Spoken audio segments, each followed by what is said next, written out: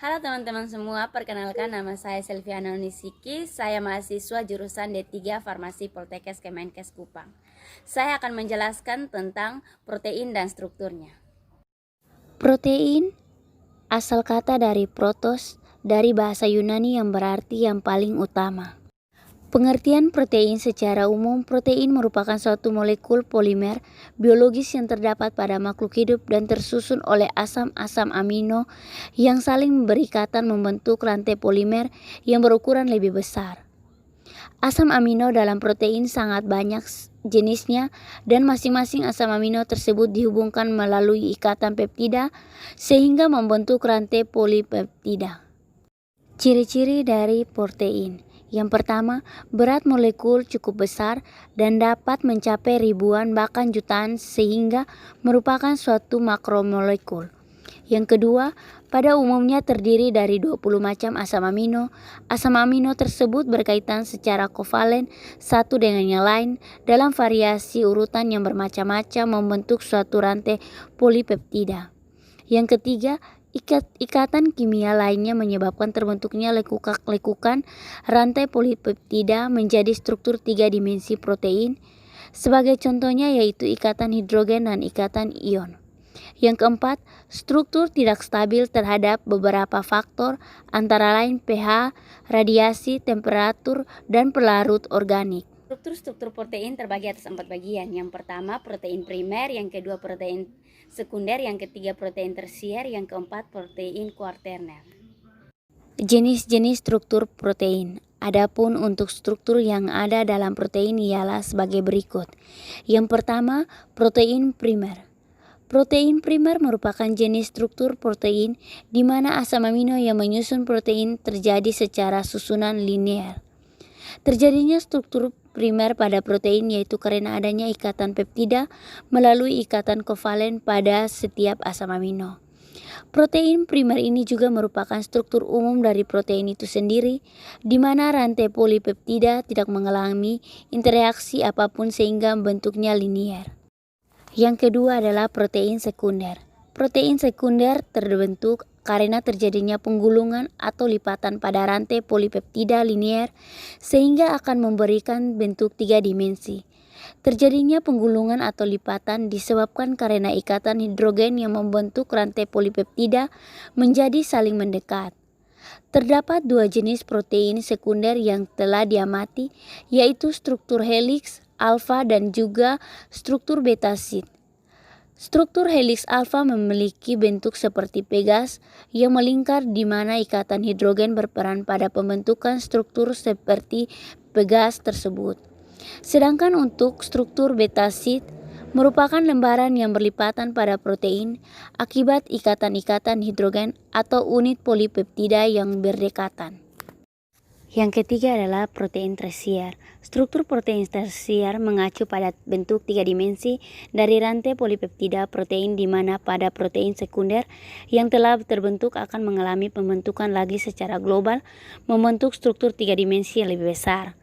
Protein tersier terjadi karena adanya interaksi hidrofobik dan van der Waals yang berkontribusi pada pelipatan dan pembentukan struktur protein, di mana sifat itu dapat dari gugus R atau rantai samping dalam asam amino. Selain itu, juga karena adanya ikatan hidrogen dalam rantai polipeptida yang menstabilkan struktur akhir protein. Interaksi lain yang terjadi yaitu ikatan ionik yang mungkin terjadi antara rantai samping yang berbeda muatan. Lalu terdapat juga ikatan kovalen antara rantai samping yang mengandung sulfida di mana dapat membentuk ikatan jembatan di sulfida yang membentuk struktur tersier. Protein kuaterner mengacu pada struktur makromolekul yang dihasilkan melalui beberapa interaksi pada setiap rantai polipeptida. Gambaran mudah untuk struktur ini merupakan gabungan dari protein tersier membentuk makromolekul yang lebih besar. Pada protein kuaterner umumnya mengandung rantai polipeptida dalam jumlah yang sangat banyak dan membentuk suatu molekul besar. Yang berikut klasifikasi protein dan manfaatnya. Protein dapat diklasifikasi berdasarkan beberapa acuan. Berikut ini merupakan beberapa klasifikasi protein dan contohnya. Yang pertama, klasifikasi protein berdasarkan struktur. Klarifikasi protein berdasarkan pada struktur antara lain yang pertama, protein globular merupakan protein dengan bentuk menyerupai bola 3 dimensi di mana di dalamnya terdapat berbagai jenis rantai polipeptida. Yang kedua, protein serabut. Protein jenis ini memiliki bentuk yang berserabut dan umumnya bersifat tidak larut dalam air, namun dapat larut dalam asam kuat atau basa kuat. Protein ini tersusun dari jenis struktur protein primer dan sekunder yang mengalami agregasi. Yang kedua, protein berdasarkan fungsinya. Sedangkan klarifikasi protein berdasarkan fungsinya antara lain, yang pertama, protein enzimatik. Protein enzimatik merupakan protein dengan spesifikasi yang tinggi yang memiliki aktivitas katalitik. Sebagian besar jenis protein enzim memiliki bentuk struktur globular. Sesuai namanya, protein enzimatik berperan sebagai enzim untuk mempercepat atau mengkatalisis suatu reaksi tertentu dalam tubuh. Contoh protein enzimatik yaitu urease, amilase, dan katalase. Yang kedua, protein struktural merupakan protein yang berperan dalam reaksi biokimia secara iner. Protein jenis ini memiliki fungsi utama sebagai penyusun jaringan atau organ tertentu. Oleh karena itu disebut dengan protein struktural. Contoh protein yaitu kolagen, keratin, fibroin, dan resilin. Protein transport adalah protein yang memiliki peran sebagai transport atau pembawa berbagai jenis partikel biologis esensial dari satu bagian ke bagian lain dalam organisme. Contoh protein transport adalah yang pertama hemoglobin yang membawa oksigen dan mengedarkan ke semua sel dan jaringan. Yang kedua, plasma darah yang mengandung lipoprotein di mana protein tersebut membawa lipid dari hati menuju organ lain. Yang keempat, protein penyimpan. Jenis lain protein berdasarkan fungsinya adalah protein sebagai penyimpan.